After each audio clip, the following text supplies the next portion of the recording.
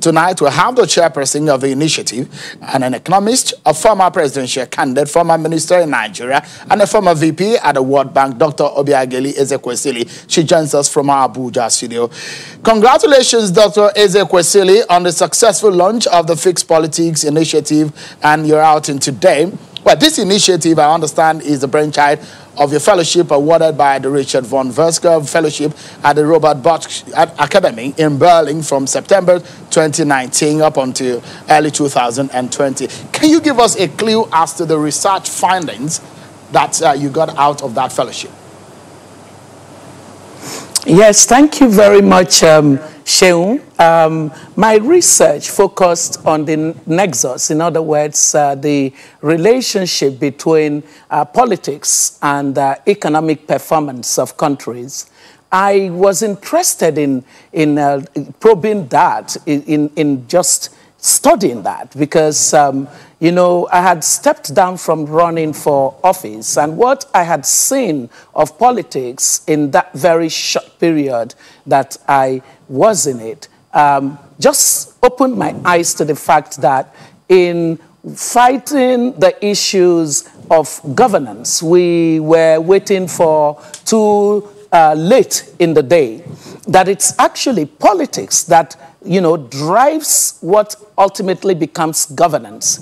And so I wanted to see how politics correlates with economic performance of countries. And so I had to go and have that reflection through the award of the fellowship in Berlin. And a key finding is that any society ignores its politics at its own peril. Any individual, any community, any family, any business ignores politics at their own peril. Politics is extremely correlated with whether society functions or does not function. And second, that politics is what happens in order for you to qualify to be called a democracy. And that the political process is organized in a way that is systemic. And so in my analysis, I came up with something called the triangular pillars of democracy, showing that there are three critical things that define every democracy. You have the electorate, then you have the political class or the politicians, and then you have the regulatory environment in which these two interact in a form of a pyramid. And so the political class and the citizens as the electorate interact. In their interaction, there is an apex body that is constitution, legislation, institutions like the ombudsman for election, the umpire for election, INEC, or the judiciary, and increasingly, in our own case, establishments of the security and such other institutions. Now, in this triangular relationship, there is a continuous intersection and interconnectivity. And this then determines whether you would get the right quality of outcomes in any society. In societies where the electorate are empowered and engaged and are able to make rational choices and decisions about political process and political issues, the political outcomes are good, and therefore you get to good governance. It's even so when you now have the value-based politicians in the political class. In the political class where you've got ethical politicians who are competent, who have character and have capacity, what you get is even higher level of outcomes. And then it is more so when you have an environment, a political context, or the regulatory context that enables independence of arbitration of the interaction between these two groups that are the base angle of the triangle. So it just sort of opened one's eyes to the fact that analytically, most of African countries are stuck in low equilibrium, because the kind of politics that we play is one where you don't see the influence of the electorate, and one where you see that the political class or the politicians have appropriated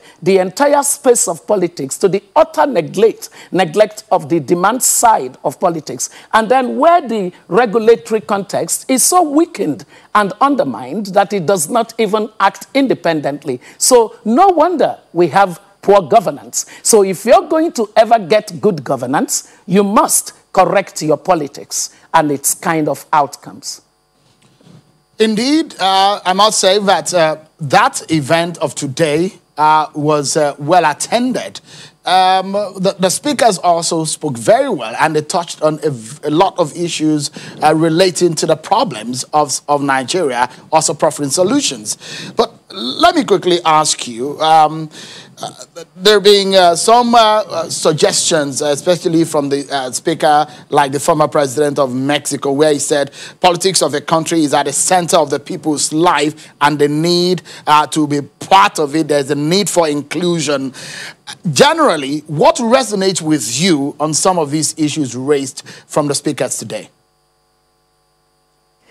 So I was and I was very pleased, you know, to hear these speakers really put a voice to what the research was, and the findings were really saying. So it was basically like I went off, did this research, and now I hear people speaking, and it just is very typical of the findings, because I didn't just, you know, sort of think some idea through to my mind. I'm very analytical about issues. So, and politics was just this elephant that I needed to understand better after what I had seen of the Nigerian political terrain. We thought that things were bad, but goodness, you need to understand Nigeria's politics and the way it functions in order for you to realize why we must pay attention to politics. And to hear somebody like the former president of Mexico, you know, clearly stated that any individual in society who is not paying attention to politics is actually undermining himself or herself. And then to know that many of the speakers came back to exactly what the research showed, that the only group in that pyramid that immediately would have an incentive to want to change a system that is broken is the electorate. The electorate, meaning the citizens. So the office of the citizen, which is the emphasis of the research in terms of the pathway out of the paralysis that leads to poor governance, is at the center of every conversation today. So we must pay attention, therefore, to how we improve the engagement as well as the empowered choices of the electorate. And Shehu, when you remember that the electorate in most of Africa, it's made up of two key segments: the low-income class voters and the middle-class voters. There are different issues that concern those two segments. In the case of the low-income class voters, these are voters whose productivity is so low that their vote is not expensive. That's why you have incidents of purchase and sale of vote, right? Because their productivity is so low. Election day is just another day in their lives. And so any amount of money that improves their productivity earning in cash or non-monetary form is definitely an incentive that they would go for. In the case of the middle-class voters, they simply have opted out of the system. They get their voter's card, not because they are planning to vote, but peradventure, they need to show that voter's card in order to board their flight abroad. Then they would have a voter's card to show. So that means that you have a serious deficit of electorate influence, rather, that you must design to change. And that's what Fixpolitics is definitely determined to do. One of the ways to change it is that we must have community organizers who are basically waking up the entirety of the Nigerian electorate to the rational choices that they would need to make. We would also blend the kind of innovations that we do with the electorate at the different segments that they represent. I mean, watching and listening to the speakers today brought out some very important issues, and the understanding of the system also today gave one an insight into some of the problems. There is issues of value, there is issues of the deficiency in our laws, there is issues of the triangle of the system that makes Nigeria work and why it's not working, the old and the traditional political practice and why we need to change them. They also spoke about youth participation. But for the average Nigerian voter or average Nigerian that is watching us tonight, perhaps on his or her mobile phone, in one rural community, rather in Warri or in Oko, in Kwara State or in Ijebu-Ode, and watching us right now, what would you say is that one major thing that came out to you today as an urgent problem that needs to be fixed? I think it's political literacy. You know, so low productivity is one thing. You know, they just need money to survive for a day. So if it is offered them, they wouldn't care what political choices they are making. So we have to fix that. In fixing that, you have to get many more people who are doing interventions to improve productivity of the low-income class outside of the electoral cycle. You need to design their programs of interventions in a way that achieves scale. You need many more people to have barriers to their productivity removed so they can earn more and have more dignity in what choices they are making when it comes to elections and politics. But you need to design in a way that you blend it to political literacy. We need to do urgent and sustained, you know, very methodical voters enlightenment. We need to get to the place where the political consciousness of our poor, they can connect poverty, they can connect the fact that children cannot go to good schools, can't get good health. They can connect it to the fact that there is budget that actually gets passed to do those kinds of things, but they don't get done. And that 4 years later, somebody is up at the field asking them to vote for them. We need to connect their daily lives to the message that politics is what is keeping them stuck to the bottom. And that if there's anyone who can get themselves out of that state of being stuck, they are the ones. They are more powerful than they can even imagine. We need to let our poor know that. They need to understand that poverty is not, it doesn't take away, it mustn't take away dignity. That the dignity they have is that their office is more important than the office of the president. The office of the president is the highest political office in the land, but the office of the citizen, especially a citizen with the power to vote, to determine who the leaders of our public space will be, is more powerful than that of the president, because they give legitimacy to that office of the president. Without that poor man in Ikare or in Enugu or in Karanamoda or anywhere else in this country, the president's office will not happen. So they are powerful. All right. So we'll take a break, first break on the program. But when we come, Dr. Ezekwesili, we'll be asking you the practical step and strategies that you have laid out, the bigger picture of the Fixpolitics initiative. A lot of Nigerians might be looking forward to what, in the end, this will amount to them and for them in the nearest future. Don't go anywhere, everyone. We'll be right back. A concluding moment with Dr. Ezekwesili. We'll be right back.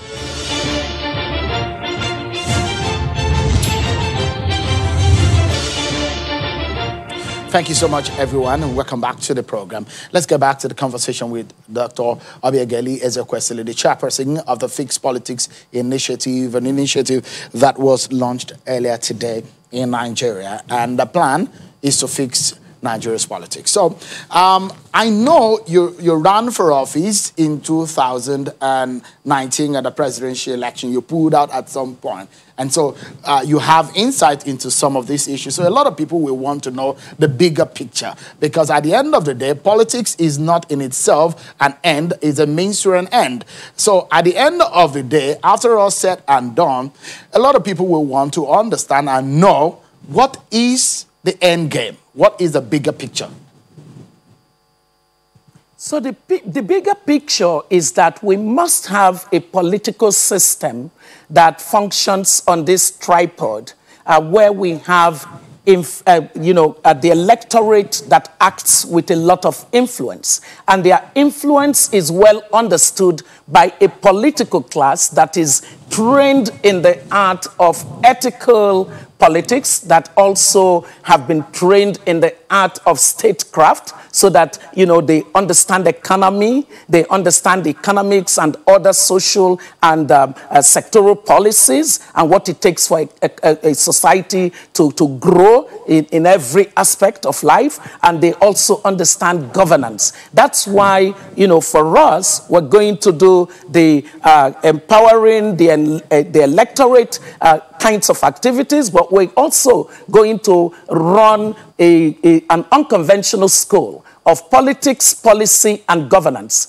It is going to be a school that will produce a really strong a really strong set of public leaders that are driven by values, that are competent in policy, that also can build governance systems. And then we're going to work with the larger public to drive a campaign for the kinds of constitutional change, the political and electoral reform changes that we need in order to have independent arbitration of our political space. So by the time you look at the different initiatives that we're doing along this tripod of the triangular pillars of democracy, we will begin to look like other societies where politics actually upgraded.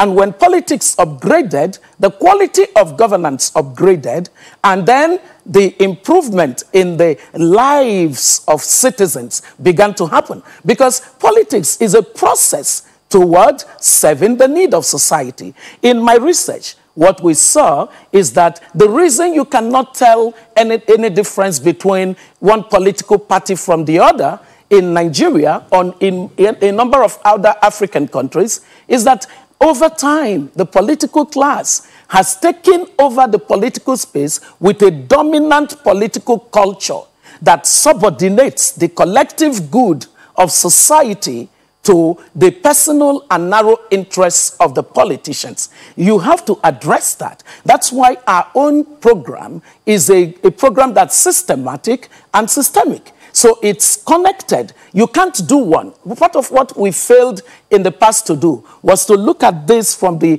holistic kind of approach that the research shows that we must follow. And that's definitely for the long haul. Some people kind of think, oh, do this thing because 2023. No, come on, guys. 2023 is not our end game. Our end game is that we must fix our politics so that we become like nations that were at the same level of development as ourselves, but have now left us so badly behind. Today, Singapore is at $65,000 income per capita. Nigeria is at less than $3,000 income per capita. And yet we set out on the development agenda exactly at the same time in the 60s, having been both colonized by Great Britain at that time. Dr. Ezekwesili, what message are you sending out to the political class? Well, the message is simple. We're saying that the kind of monopoly of the political space by a dominant culture, it is that culture that we call the monopoly product. The governance that has been offered by our political class is of a monopolistic nature. There is no competition to it. What we now want to do is that whether it is at the local level or it's at the state level, or it's at the national level, whether it is for legislative office or for executive office in our democracy. We're going to have a massive scale of people who have now been trained to say we represent a different mindset of politics as service. That's what the unconventional school of politics, policy, and governance will do. Every 6 months, we're going to train we would train 500 such people. Imagine what would happen in 10 years' time. We would have a different class of people who are in politics in our country, talking differently and doing especially differently. There are a few problems that have been identified along the way, aside the issue of educating the masses, the electorate. One of it is the issue of the deficiency in our electoral law. Others include the issues of the consequence of electoral offenses. And another is citizens' participation. How many of our citizens genuinely go out to participate in politics, perhaps in voting process? So talk us through briefly, the strategy in achieving this end game that you have set out. Citizens' participation, look at it. The turnout for presidential election in 2019 was somewhere around 35%. Now, at the dawn of our democracy in 1999, we were almost hitting 60%. I think it must have been 57%. Over the course of 8 elections or thereabout after, the interest of the citizens waned. And that's because they did not see the value in staying engaged in the process. We're going to have programs that address that. By the way, this whole thing is based on partnership. We are not interested in being some tiny group that's doing something about this. We're basically going to make sure that we connect the dots and that you can build a massive army of people who are organizing in their communities to raise voter participation. We already have incredible number of people saying, I want to be part of the community organizers to make sure that my community understand the power that they have in elections. On the matter of on the other questions that you asked, if you looked at the political system and the way that it is configured, you would see that some of our laws require reform. For example, when you look at what the Uwais committee did in harmonizing some of the important reforms that we need to the electoral legislation, you can tell that the independence of INEC is one that we still must fight for. We cannot afford to have a situation where a person who was recently just on the on social media being a complete disaster to the government by not engaging with citizens, but rather spending time insulting citizens who have a criticism or one or the other to make about the way governance goes is in INEC as a commissioner. That is so partisan. That's so blatant. It's such gross behavior to find. And that's because the electoral law permits the president to act in that kind of a way. So there are many aspects of electoral law that would need changing. Look at political parties. Political parties, in my research, we found that in many of the countries, they end up becoming vehicles of transaction. They simply don't represent an ideology. They do not represent a philosophy. They do not even shape the values of society. And this has to change. So all of those things are under the regulatory environment that I spoke about. And the citizens are going to rise up and say, we want a society where our votes count. That, for example, is what we saw in Georgia. A woman got up in Georgia and she was cheated when she ran for governor. And she decided they did not make votes count in this state, or Georgia in America. I'm going to make sure that votes count. And she went to work on it. We must be persistent. We cannot afford to be people who are always thinking short term. I want it to be that Fixpolitics over the next 20 years would so change and transform our political processes, our outcomes in this society, that we would then see that children that are born into Nigeria can be global peers of any other of their groups born elsewhere, simply because we have a society that works, a society that delivers, regardless of who you are. We need to build an inclusive society. We need to not, diss our poor. It's almost like the poor are invisible to us. It shouldn't be so. The poor are so disempowered to the point where they have learned the disempowerment themselves. They feel like they can't change anything. It's not true. The poor, the day the rage of the poor gets out in this country, that's when the political class will understand. And I think we saw a little bit of it with the young people who said, enough is enough. You killed enough of young people for nothing, without any form of consequence. And they went to stand against it. That we risk having a situation where the citizens of this country, rather than following a process of conversation with the political class to solve the problems of society, now begin to engage in a violent way of doing it. That should not be the case. We should be able to have a decent society that holds healthy debates on the challenges we have and the opportunities we must translate. All right. Dr. Ezekwesili, to wrap up this segment of the conversation, in 30 seconds, I will do that. It does look like what you're describing to us tonight is a game changer. How soon should Nigerians be expecting this? Because it looks so interesting to hear. And how far-reaching would this be in 30 seconds, if you can give us your final thoughts? It would be extremely far-reaching. We're determined, we're determined to engage in sustained actions. We have incredible Nigerians who have come together to do this. And it's not just going to be, it's not just about being far-reaching. It is not a sprint for us. It is a marathon. And we're determined to carry on this journey. The school is going to open up in January.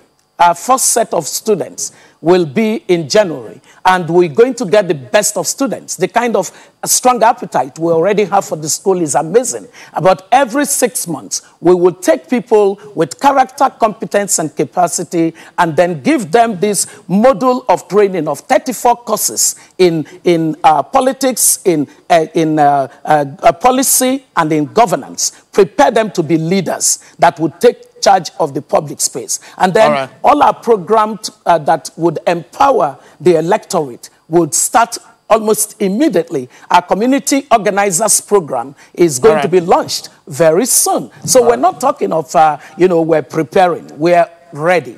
And we're just asking everyone who cares about a decent society to simply join us and fix politics. Dr. Obiageli Ezekwesili, former VP at the World Bank and former minister here in Nigeria, chairperson of the Fixpolitics initiative. Thank you indeed for talking to us tonight and coming on the show. Thank you.